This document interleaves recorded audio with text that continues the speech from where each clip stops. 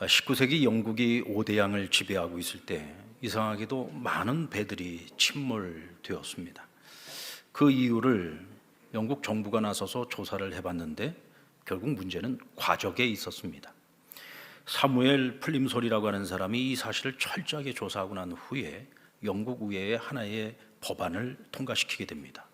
바로 로드라인이라고 하는 법안인데요, 이것은 적재 한계선이라고 하는 뜻입니다. 그러니까 짐을 싣고 있는 배가 물 위에 떴을 때 그 배가 가라앉는 높이를 말하는 거예요. 그래서 적정선의 짐을 실었을 때의 그 높이를 선을 그어놓고 그 선 이상 물에 잠기게 되면 짐을 그만큼 덜어내야 되는 겁니다. 왜냐하면 과적이 모든 사고의 원인이 되기 때문입니다. 2017년에 창원 터널을 벗어난 트럭 한 대가 윤활유를 잔뜩 싣고 터널을 벗어나서 창원으로 들어오는 도로에서 속도를 제어를 못했어요. 그러다가 커브를 트는 곳에서 가드레인을 들이받고 차가 완전히 전복이 됐는데 10대의 차가 불에 탔습니다. 그리고 3명이 세상을 떠나고 5명이 중경상을 입었죠. 이와 같은 과적의 문제는 배나 자동차만의 문제는 아닙니다. 사람에게도 이 지나친 과적이 문제가 되죠. 안타깝게도 우리나라는 세계에서 40대 사망률이 가장 높은 나라 중에 하나입니다.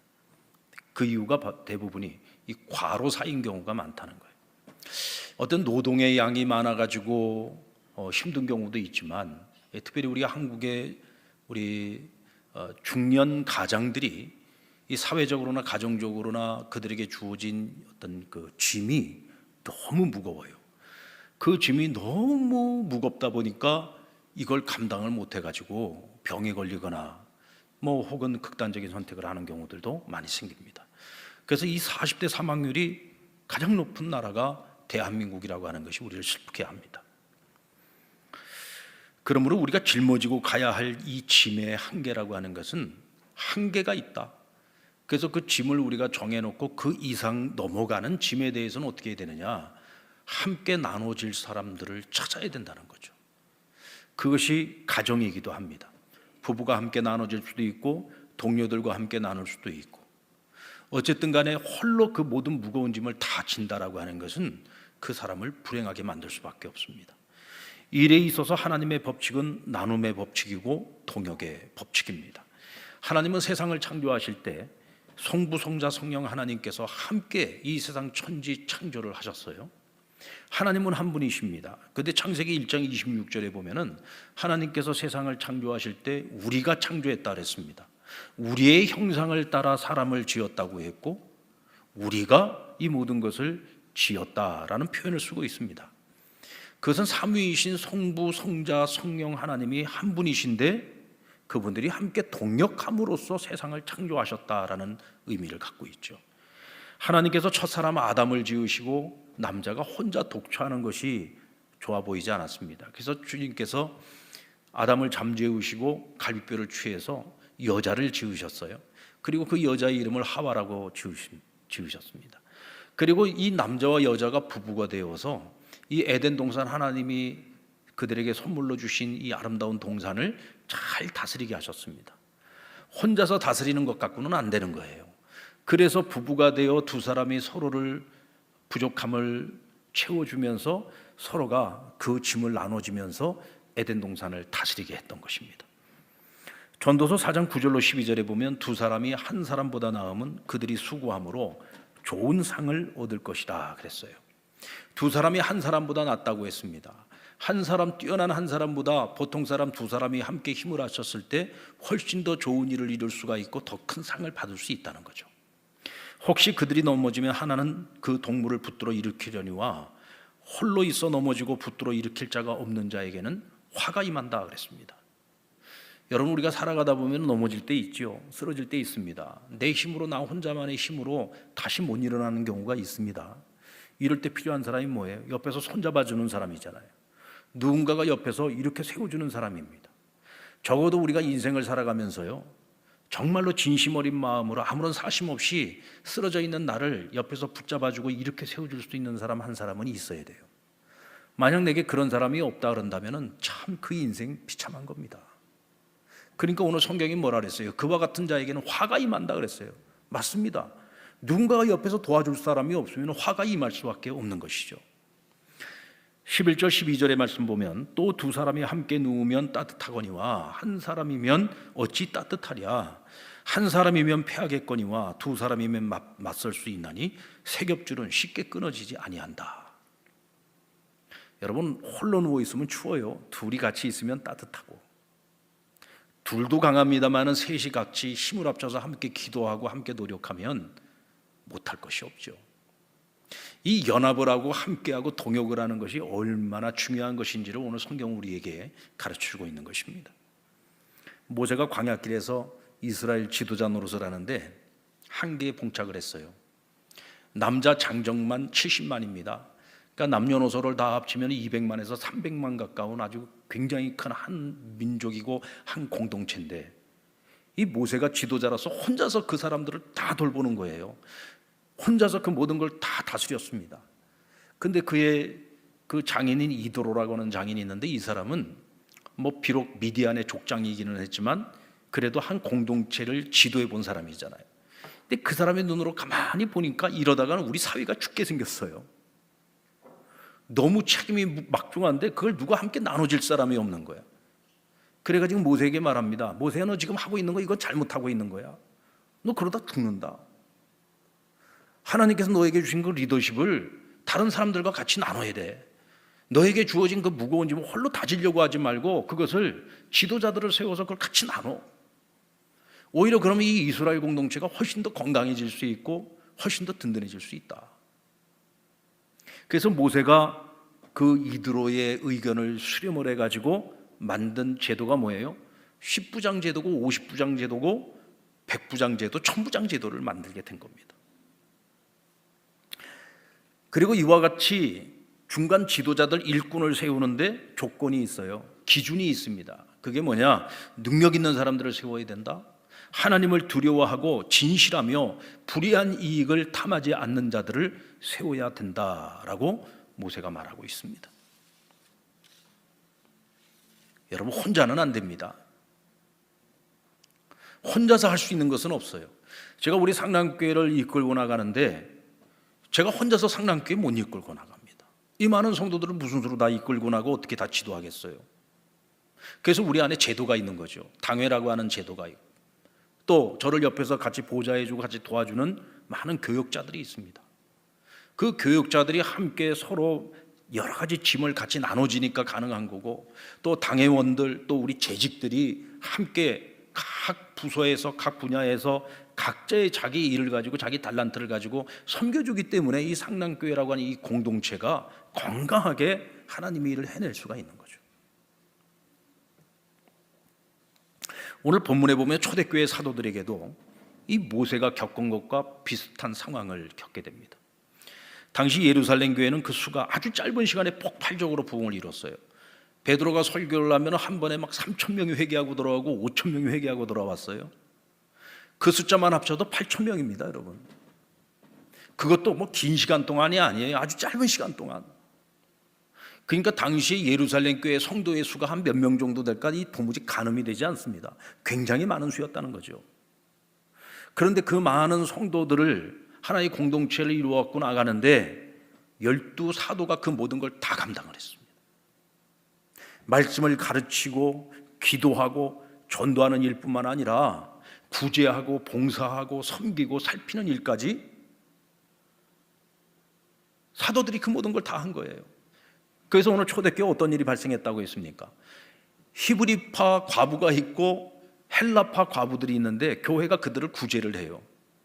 근데 헬라파 과부들이 왜 히브리파 과부들에게만 더 많이 주고 우리에게 적게 주냐, 이런 아주 정말 유치하고 사소한 문제를 가지고 자기들끼리 싸움이 난 거예요.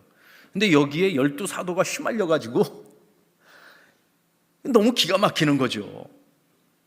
이 모든 일들이 다 중요한 일입니다. 다 가치 있는 일이죠. 그러나 사도들이 해야지 되는 본연의 임무가 있다는 거예요.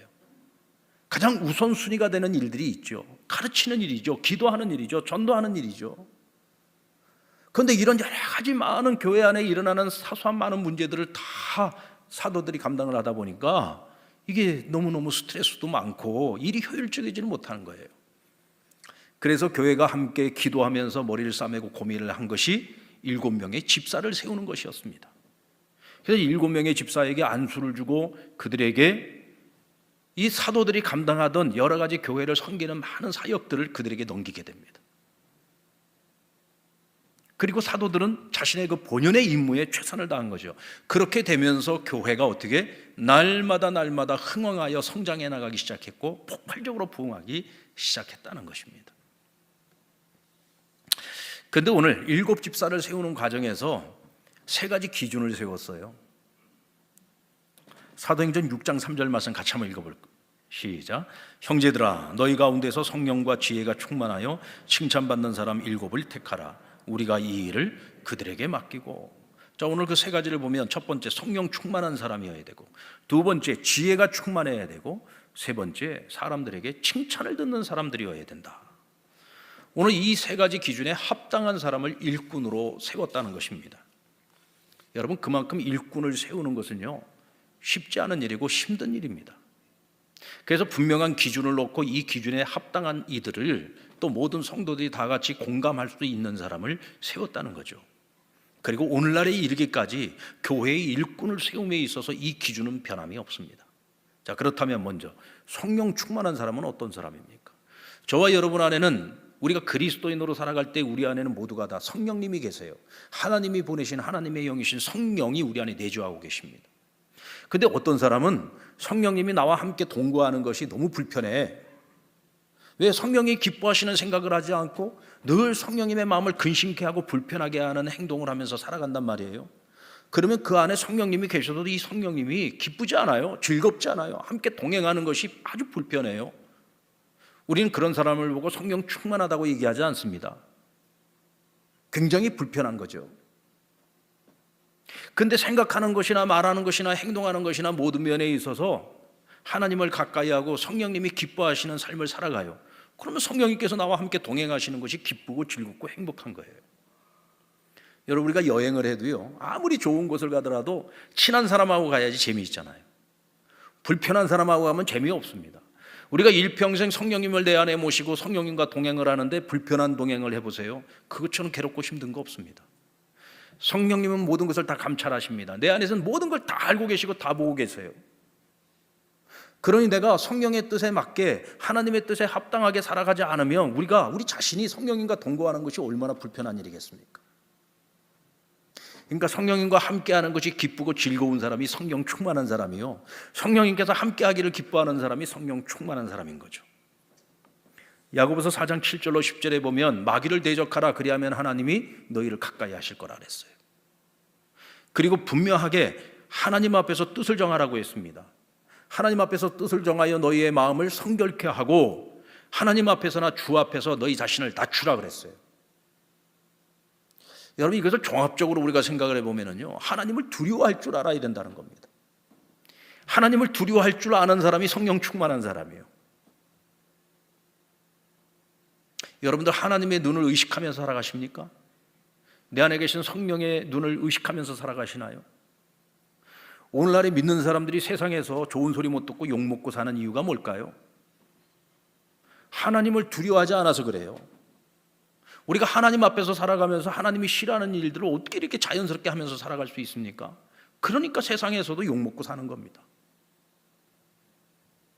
하나님이 기뻐하시는 일을 해야죠.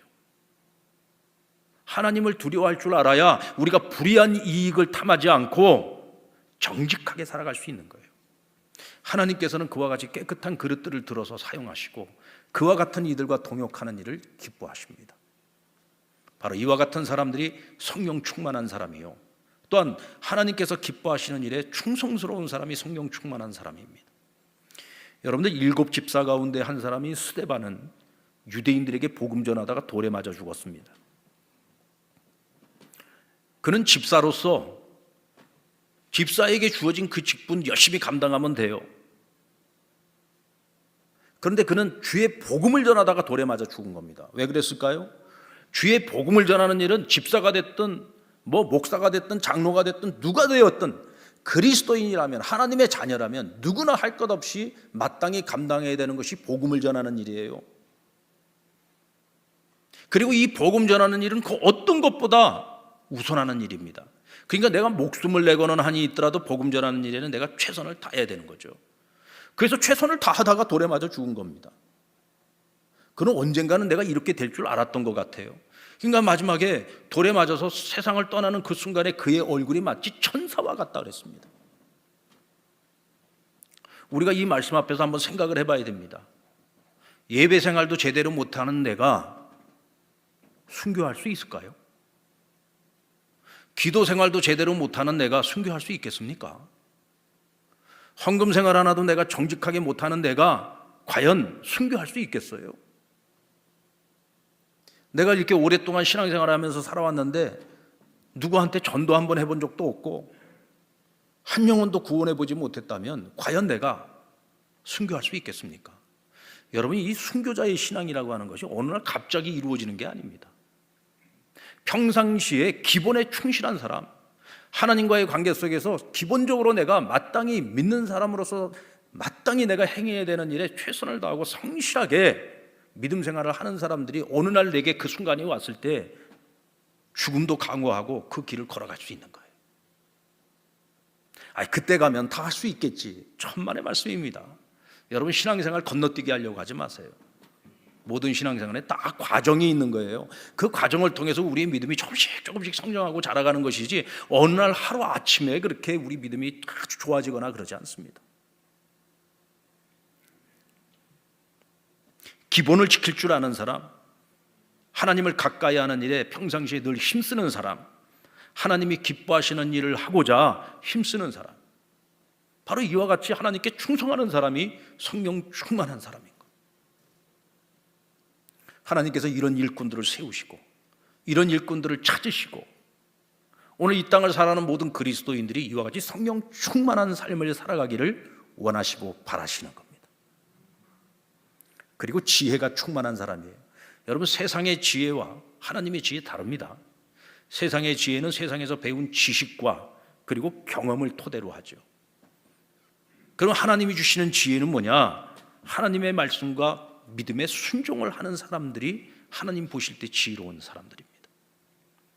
한 예를 들면, 여러분, 어린 다윗이 물맷돌 하나 들고 그 거대한 장수 골리앗 아주 철갑으로 두른 사람이에요. 손에는 단창을 들고 있습니다. 이건 뭐 잡혔다 그러면 그냥 사망이죠. 이스라엘에 그렇게 뛰어난 장수들이 많이 있는데 전부 다 겁먹고 숨죽이고 숨어 있었어요.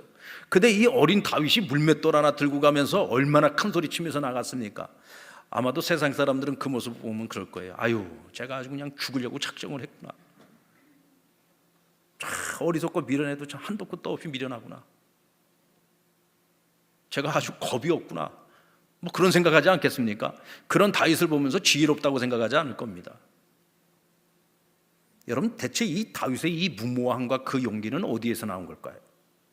다윗의 손에 들고 있는 그 물맷돌 때문입니까? 물맷돌을 믿고 나가서 지금 그렇게 담대한 거예요? 아니요. 내가 무엇을 들고 나가느냐가 중요한 것이 아니라 내 뒤에 계신 하나님이 위대하시기 때문이죠. 전능하신 하나님, 만군의 하나님, 그분이 내 뒤에 계시니까 그거 믿고 나가는 겁니다.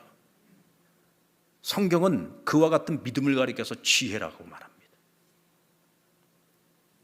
사람들이 한결같이 전부 다 현실을 보고, 야, 우리는 여기서 다 죽었다. 야, 우리를 여기서 죽게 하려고 여기까지 우리를 데리고 왔냐. 그리고 하나님을 원망하고 우리는 이제 저들에게 밥이다, 우리는 메뚜기다, 그러면서 막 절망하고 자기 스스로를 비하하고 있을 때 여호수아와 갈렙은 뭐라고 말합니까? 우리를 애굽에서 이끌어내신 분이 누구냐? 전능하신 하나님이시다. 우리를 광야를 거쳐 여기까지 오게 하신 분이 누구냐? 여호와 하나님이시다. 저 가나안 땅을 우리에게 약속해 주신 분이 누구냐? 전능하신 하나님이 여호와시다. 우리가 믿음을 가지고 하나님과 들어가면 하나님께서 우리를 위하여 친히 싸우실 것이고 저 땅을 우리의 손에 주실 것이다. 할렐루야. 믿음의 고백을 하고 전진하자는 거예요. 하나님께서 사용하시는 사람이 누굽니까? 문제가 있을 때마다 문제를 가지고 불평하고 원망하고 나 죽겠다는 사람들 하나님 사용하십니까? 아니면 믿음을 가지고 하나님에 대한 절대 믿음, 절대 신뢰를 가지고 믿음으로 전진하는 자들을 사용하십니까? 성경에는 한결같습니다. 하나님은 믿음의 사람들을 사용하시는 거예요. 그리고 칭찬 듣는 사람을 하나님이 사용하세요. 칭찬 듣는 사람, 하나님에게도 칭찬을 듣고 사람에게도 칭찬을 듣는 사람. 바울은 에베소서 6장 21절로 22절에서 두기고라고 하는 인물을 소개를 합니다. 이 두기고는 어떤 사람이냐? 사랑을 받는 형제요 진실한 일꾼이며 위로하는 자다 그랬어요. 진실한 사람, 또 다른 사람들을 위로할 줄 아는 사람. 빌립보서 2장 25절로 30절에 보면 에바브로디도라고 하는 사람을 추천을 하고 있는데, 그는 성도를 위해서 필요한 사람이다. 성도를 위해서 필요한 사람, 성도를 돕는 자요 자신보다 성도들을 먼저 생각하는 사람, 그리고 그리스도를 위해서 자기 목숨을 돌보지 않으며 성도의 부족함을 채우는 자다 그랬어요. 나의 부족함만 채우려고 하는 자가 아니라 다른 사람의 부족함을 채워주려고 하는 사람. 내가 무엇으로 섬길까? 어떻게 섬길까? 어떻게 도와줄까? 이런 사람이야말로 정말 필요한 사람 아닙니까? 우리 교회에 꼭 필요한 사람, 우리 공동체에 꼭 필요한 사람, 우리 구역에 꼭 필요한 사람, 오늘 나에게도 필요한 사람. 그런 사람이요 하나님께도 필요한 사람이에요. 빌립보서 2장 1절로 11절에 보면은 우리가 바라보고 본받아야 될 예수 그리스도, 그분이 자기 아버지이신 하나님께 어떻게 복종했는지에 대해서 말씀하고 있죠. 여기 성도들에게 칭찬 듣는 사람, 이웃에게도 칭찬 듣는 사람의 조건이 나와 있어요. 여러분, 온유하고 겸손한 사람이 돼야 돼요. 사람들도요 온유하고 겸손한 사람을 좋아합니다. 아무리 잘나고 똑똑하고 일 많이 해도요 교만하면 사람들이 싫어해요. 사람들이 가까이 하려고 하지 않아요. 많은 것을 하지는 않지만 겸손하고 온유하면은요 사람들이 다 칭찬해요. 온유함과 겸손함, 이것이 일꾼의 성품이고 조건이에요. 온유하고 겸손한 사람들은 함부로 말하지 않아요. 굉장히 신중하게 생각하고 신중하게 말하고 신중하게 행동하죠. 내가 많은 것을 할 수 있는 능력을 가지고 있어도 내가 항상 앞에 나서려고 하지 않아요. 왜 그렇습니까? 오히려 다른 사람들을 앞세워주는 거죠. 여러분들, 우리 한국교회가 가장 존경하는 목사님 중에 한 분이 한경직 목사님인데, 그 한경직 목사님이 한국교회 모든 목회자들과 성도들로부터 존경을 받았던 가장 큰 이유 중에 하나는, 그렇게 한국교회 연합 사업을 갖다가 이 한경직 목사님이 거의 대부분 시작했다고 봐도 돼요. 그런데 항상 그 일을 시작을 해놓고서 늘 본인은 뒤로 빠지는 거예요. 그래서 다른 교단에 있는 다른 목사님들을 전부 회장으로 추대하고 그분들을 다 앞세워주는 거야. 그리고 본인은 뒤에서 열심히 지원해주고 후원해주고 도와주는 거죠. 그러니까 한국교회가 연합을 할 수가 있고 큰 일을 해낼 수 있었던 거예요. 이게 바로 온유하고 겸손한 자의 모습이요, 이와 같은 사람들이 보여주는 탁월한 리더십인 겁니다. 그리고 자기 일에 있어서 성실하지만 남의 일도 돌볼 줄 아는 사람, 이런 사람들은 굉장히 특징이 보면 긍정적입니다. 어떤 문제가 있으면 문제를 문제 중심으로 보지 않고 어떻게 해결을 할까를 생각을 해요. 항상 문제 중심으로 보는 사람들은 자꾸 이 원인이 뭐야? 대체 이게 누구 때문이야? 하고 자꾸 탓을 하잖아요. 근데 해결 중심으로 보는 사람들은 어떻게 이 문제를 해결을 할까를 늘 생각을 하죠. 그러니까 긍정적으로 생각을 하는 거예요. 적극적으로 생각을 하는 거죠. 답은 어디에 있습니까? 문제 중심에는 답이 없어요. 해결 중심에 답이 있는 거예요. 그리고 덕이 있어야 됩니다. 우리 믿는 사람들은 똑똑한 사람이라는 소리 듣는 것보다 덕이 있다는 말을 들어야 돼요. 늘 1등 하려는 사람보다 한 번쯤은 1등을 양보할 줄 아는 사람. 제가 오늘 1부, 2부 때도 얘기를 했으니까 3부 때 얘기를 안 하면 안 되겠네. 저는 지금까지 살아오면서 1등을 해본 적이 없어요. 여기 1등 해보신 분들이 저를 비웃을런지 모르지만 저는 1등을 해본 적이 없습니다. 근데 제가요 최근에 1등을 2번이나 했습니다. 우리 경남노회에서 총회 총대를 보내는데 이게 아주 경쟁이 보통 치열한 게 아니에요. 근데 총대 투표에서 제가 2번을 1등을 했어요. 뭐 별로 놀라지도 않죠. 네. 작년에 1등을 하고 올해 1등을 했는데 이건 뭐 제가 자랑하려는 게 아니고 잘 들어보세요. 사실 여러분 저는 10년 동안 총대를 한 번도 못 나갔습니다. 별로 관심도 없었고. 근데 언젠가부터 총대를 나가기 시작했는데 작년과 금년에 1등을 했어요. 작년에 제가 어떻게 1등을 했는지 얘기해 드릴게요. 우리 교회 장로님들 아닙니다. 다른 교회 장로님들한테 저한테 전화가 왔어요. 노예를 앞두고. 아니 이 목사님, 다른 목사님들이 다들 전화하고 난리들인데 목사님은 어째 문자도 안 보내고 전화도 한 통 안 합니까? 그러다 교만하다는 소리 듣습니다 그러는 거예요. 가만히 생각해 보니까 그럴 수도 있겠어요. 이거 잘못하면 제가 교만하다는 소리를 듣겠더라고요. 그래서 제가 몇 분한테 전화를 드려가지고 좀 도와달라 그러고 부탁을 드렸어요. 그랬더니 1등을 했어요.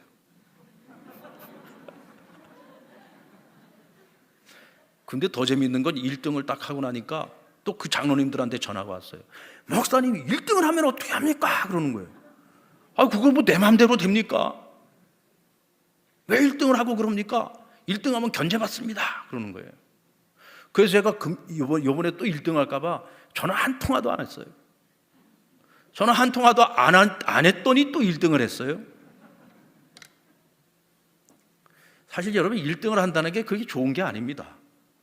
1등을 하면은요 시기 질투하는 사람들도 생길 거고요, 또 그거 견제하는 사람들도 생기겠죠. 사실 제가 잘나서 1등 했겠습니까? 다 상랑교회 보고서 상랑교회 목사니까 우리 경남노예를 대표로 가서 총회에 가서 큰일 하라고 저를 찍어주는 거죠. 이게 다 여러분 덕분이에요. 제가 잘나서 1등한 게 다 여러분 덕분이고, 또 우리 장로님들이 노예에 가서 또 그만큼 열심히 일을 하기 때문에 다 그거 보고 해주는 거예요. 뭐 제가 별로 하는 것도 없는데 그거 다 덕분인 거죠. 덕분에. 제가 지금까지 우리 상랑교회 와서 사역을 하면서 한 4년 전서부터 이제 뭐 연합회 회장도 하고 이렇게 좀 우리 연합회 일들, 이 지역의 일들을 조금씩 하기 시작했어요. 사실 그 전서부터 왜 일 안 하냐고 다 뭐 다른 교회 목사님들이나 뭐 장로님들이 늘 저한테 난리를 쳤어요. 그래도 정말 교회만 열심히 섬겼습니다. 그런데 제가 하려고 해서 하는 것이 아니라 때가 되니까 통합측을 대표해서 할 사람이 없어요. 그러니까 제가 할 수밖에 없는 거야. 그냥 가만히 있어도 자꾸 하라고 해서 하는 거야. 어떤 분이 그러시더라고. 목사님이 옛날에는 바깥일 안 하시더니 요즘에 이렇게 바깥일을 많이 하십니까? 제가요 바깥일 하고 싶어서 하는 게 아니야. 저 말고 할 사람이 없어서 하는 거예요. 제가 늘 하는 얘기가 있습니다. 할 사람이 정 없으면 내가 하겠다. 할 사람이 정. 왜냐하면 나보다 훨씬 똑똑하고 나보다 훨씬 더 뛰어나고 능력 있는 사람들 많이 있거든요. 저는 그런 능력이 별로 없어요. 그래서 할 사람이 없으면 제가 할게요. 늘 그렇게 얘기를 하는데 자꾸 하라 그래요. 그래서 지금 하고 있는 겁니다. 혹시라도 이창계 목사가 밖에 돌아다니는 거 좋아해가지고 열심히 하는구나 이렇게 생각하지 마시고, 이게 다 때가 되니까 하는 거예요. 여러분, 오늘 우리가 이제 선거를 합니다. 오늘 분명히 어떤 분은 또 임직 항정식 분자로 세워지는 분들도 있을 거고 또 안 세워지는 분들도 있을 거예요. 그렇다고 실망하지 마세요. 때가 되면 다 하게 돼 있어요. 내가 하나님 앞에서 성실하게 열심히 성도들 열심히 섬기고 하면 다 때가 되면 다 하게 돼 있어요. 금년에 못하면 내년에 못하면 후년에 하고. 그래서 제가 금년에도 이제 4명, 장로 4명, 안수집사 20명, 권사 25명 해놓고 나서 요람을 보면서 어떤 분들을 세우면 좋을까 하고 보니까 너무 많은 거야. 너무. 내가 한 50명 뽑을 걸 왜 25명만 하자 그랬을까? 후회가 되는 거예요. 너무 고민이 되는 거야. 그렇다고 25명 뽑는데 50명을 세울 수는 없잖아요. 금년에 못 되면 내년에 하면 되고 또 후년에 하면 되고, 그런 거 가지고서 내가 뭐 낙심이 되고 막 상처를 받고, 그거는 우리의 신앙이 그만큼 어린아이 신앙인 거예요. 내가 하고 싶어서가 아니라 나는 안 하려고 하는데도 자꾸 세워줘서 하라고 해야 그게 자연스러운 것이고 그게 좋은 거죠. 우리 그리스도인들의 롤모델, 저는요 이 사도행전에 나오는 초대교회의 바나바, 이 권위자라고 하는 별명을 가지고 있던 이 바나바 선생을 저는 정말 존경합니다. 다른 사람들은 그 사람이 있는 모습 그대로의 모습을 가지고서 판단을 하는데 그는 항상 사람들을 볼 때 그를 통해서 역사하시는 하나님의 은혜를 보았어요. 여러분, 바울이 바울 되기 전에는 사울이었지 않습니까? 얼마나 기독교를 핍박했습니까? 근데 다메섹 도상에서 빛 가운데 찾아오신 예수님 만나고 완전히 인생이 거듭나죠. 사람이 어느 날 갑자기 180도 바뀌니까 아무도 안 믿어줘요. 그래서 한참 많은 시간을 허송세월을 보내게 됩니다. 그런데 이 바나바가 나서서 이 바울을 보증을 해주기 시작했어요. 왜냐하면 다른 사람들은 다 저 사울을 못 믿겠다 그러는데 바나바는 무엇을 받느냐? 야, 우리 하나님 정말 대단하시다. 우리 하나님 정말 위대하시다. 어떻게 저런 사울과 같은 사람을 저렇게 바꿔놓을 수가 있냐? 오히려 그의 변화를 보고 위대하신 하나님을 찬양하는 거예요. 그러면서 바울을 보증해주고, 그래서 1차 선교 여행을 갈 때에 같은 선교팀 안에 이 바울을 끌어당긴 겁니다. 바울이 바나바를 끌어당긴 것이 아니라 바나바가 바울을 끌어당겨가지고 같은 한 팀을 이뤄가지고 원팀으로 나간 거예요. 사람을 세울 줄 아는 사람이에요. 1차 선교여행 마치고 난 후에 2차 선교여행 떠날 때 1차 선교여행 때 중간에 포기하고 돌아왔던 젊은 청년 마가 요한이 후회하고 2차에도 이번에 같이 동참했으면 좋겠습니다. 그리고는 자기 삼촌인 바나바에게 부탁을 합니다. 근데 바나바가 이런 지하에 거절을 하죠. 바울이. 왜? 바울은 일중심의 사람이거든요. 야, 이거 지금 선교하러 가는데 한 번 실패했던 인간 데리고 갔다가 또 무슨 일이 생길지 몰라. 안 돼. 그래서 바나바가 어떻게 합니까? 그럼 바울 선생, 당신은 다른 사람 데리고 가시오. 나는 마가 요한 데리고 구브로 섬으로 갈게. 그래가지고는 마가 요한을 데리고 구브로 섬에 가서 선교하면서 그를 또다시 훈련시키고, 나중에 마가 복음의 저자인 마가 초대교회의 지도자로 그를 세우지 않습니까? 나중엔 베드로의 영적인 아들로 만들잖아요.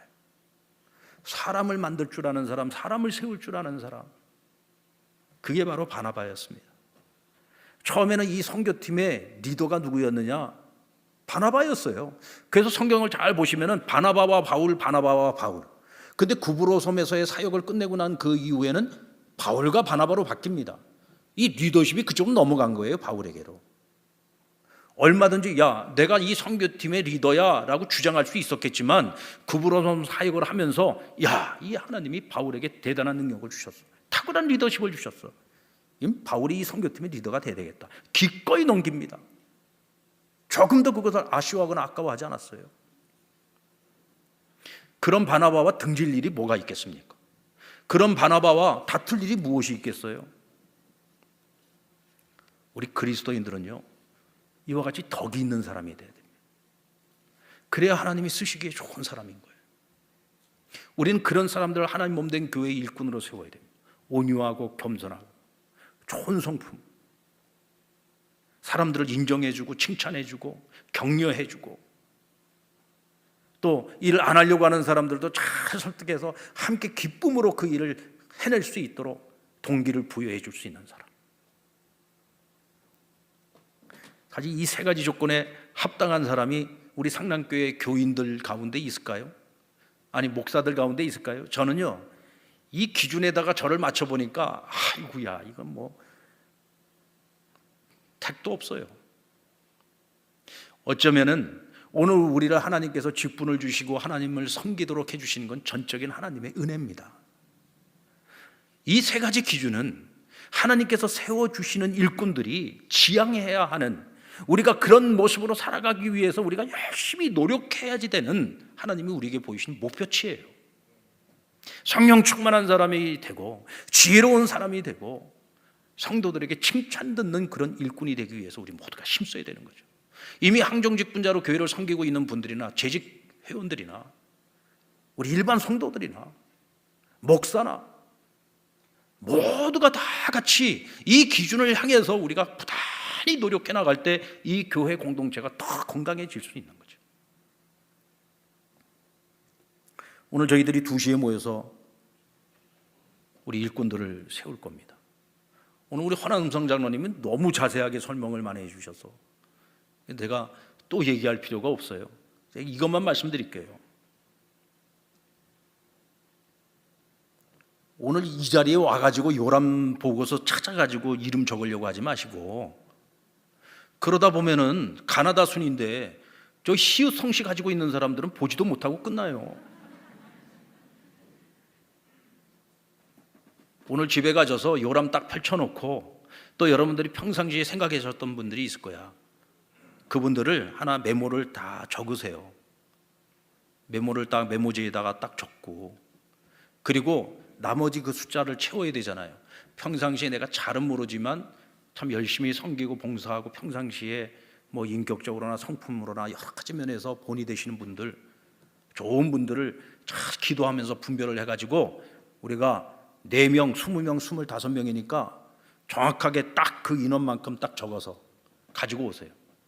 또 가지고 와가지고 다른 사람들이 누구를 찍어야 되지, 누구를 해야 되지 그러면은 다 그거를 갖다 막 휘날리면서 내가 이거 어저께 기도하면서 막 고민하면서 내가 만든 거니까 이게 모범 답안이야 그러면서 이걸 돌리거나 그러지 마시고 그냥 내가 딱 적어온 거 내 것만 딱 적고 끝내세요. 아멘. 네. 여러분, 국민의 의무 중에 하나는 뭐냐면 국가를 이끌어 나가는 지도자들을 투표권을 통해서 내가 선출하는데 그 역할을 감당하는 거예요. 이게 권리이자 의무예요. 상남교회 교인으로서 성도로서 여러분에게는 바로 그 책임이 있어요. 교회에 좋은 일꾼들을 세워서 교회를 보다 건강하게 세워가는 것, 이것이 여러분의 또한 사명입니다. 오늘 2시에 우리가 함께 찬양 예배 드리면서 공동회를 하는데 오늘은 다른 때보다도 예배가 더 빨리 끝날 겁니다. 투표만 하고 여러분들 그냥 집에 가시면 돼요. 여러분들이 투표를 한 것을 가지고서 오늘 이제 개수를 다 해가지고 결과를 만드는 거는 이제 오늘 선거관리위원회에서 할 겁니다. 다음 주에는 더 빨리 끝납니다. 스마트폰으로 하는 스마트 선거를 우리 교회 이제 처음 하는데 이런 방법으로 하는 교회가 지금 몇 교회 안 돼요. 지금 우리 교회로서는 역사적 현장입니다. 이 역사적인 현장에 빠지는 어리석은 자들이 되지 마시고 이 역사적인 현장에 꼭 참여하셔서 이 교회를 바르게 세워가는 일에 여러분들이 함께 적극적으로 동참을 해주시면 감사하겠습니다. 자, 오늘 이 말씀을 통해서 우리는 이런 분들을 교회의 일꾼으로 세워야 되겠구나. 또 한편으로는 하나님께서 나를 이런 사람이 되라고 우리를 세워주셨던 것이구나. 우리 모두가 우리 상남교회 성도들이라면 그리스도인이라면 누구나 마땅히 이와 같은 모습으로 살아가야 되겠구나. 오늘 우리가 그런 도전을 받고 그런 감동을 받는다면 오늘 여러분들은 이 예배를 통해서 하나님이 주시는 은혜를 입은 것이고 또 우리 상남교회가 이번 항정집분자들을 세우는 이 선거를 통해서 더 건강하고 아름답게 행복한 축제의 날을 같이 만들어갈 수 있으리라고 믿습니다. 여러분 적극적으로 참여해 주시고 여러분들 기도하면서 좋은 일꾼들을 함께 세워나갈 수 있기를 주의 이름으로 축원합니다.